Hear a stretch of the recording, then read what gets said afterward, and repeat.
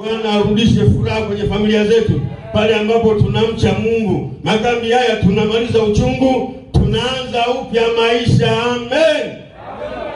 Na hatutakosa kupata mapato. Wakati unafanya kazi kuomba kwa nguvu, unatembea na uchungu. Kutembea na uchungu hakuna kitakachozaliwa. Mungu anaangalia heri wenye moyo safi. Mathayo sura ya 5 mstari wa 8. Anaandika Zaburi ya 24. Anasema ni nani atakayepanda kwenye mlima wa Bwana? Mtu mwenye moyo safi. Mlima wa Bwana ni hapa kanisani. Unapokuja na moyo safi, unaomba ukiwa na moyo safi, unaimba una moyo safi kwa nyumbani, Bwana anatengeneza mapato na milango inafunguka iliyofungwa. Haleluya. Amen. Usijiri watu wengine kwenye maombi wanaopako, wao wana uchungu. Kwenye maombi nimeenda maeneo mengi, unamwona mtu analia kwenye maombi, usijiri upako, ana uchungu. Anapofumba macho analiona sura la Ananje aliyemkwaza. Akifumba hivi analiona sura la Ananje, mwisho anaanza kulia ana upako, ana uchungu. Amen. Na penye uchungu hakuna kustawi. Kawaone wana na Mungu atatupa maisha marefu. Anaandika kwa Nabii Zekaria sura ya 8 ule mstari wa 3 na 4, anasema nikaona wasichana kwa wavulana vijana kwenye nchi ya kuu wanacheza. Leo hakuna kucheza. Watu wanakaa kanisani, utafikiri wanasubiri majibu ya vipimo fulani.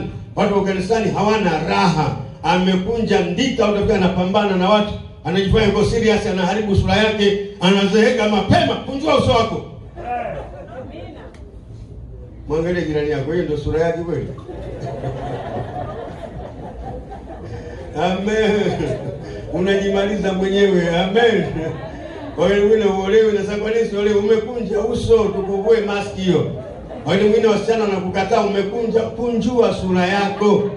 Moyo wenye furaha uchangamsha uso. Mithali sura ya 15 mstari wa 13. Amen. Paka lipstiki, paka wanja, moyo ukigoma na uso unagoma. Unakuwa kama umepaka nyumba rangi. Kunjua uso wako. Haleluya. Na Mungu anatupa maisha marefu. Umeniona umri wangu hapa, lakini niko handsome babu. Amen. Haleluya. Handsome babu. Amen. Tunahitaji uso wa Epo. Haleluya. Hatuhitaji uso wa limau. Kunjua uso wako.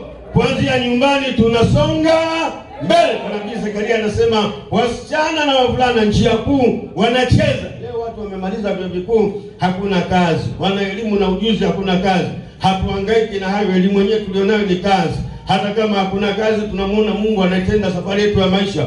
Anaitengeneza njia pasipo na njia. Kama kwenye bahari ametengeneza njia, atengeneza njia kwenye maisha yetu. Hatuangalie kukosa kazi, tunamwangalia Mungu mwenye furaha aliyetutunza, ametupa nafasi ya kusali, ametupa afya, ametupa familia. Tunasonga mbele kwa majira na wakati wake Bwana atafanya. Haleluya. Anaandika kwenye Nabii Zekaria, anasema nikaona wanawake wazee na wanaume wazee wameshiba siku, wameshika mkongojo. Tunahitaji watu wanaoshiba siku. Amen. Hatuhitaji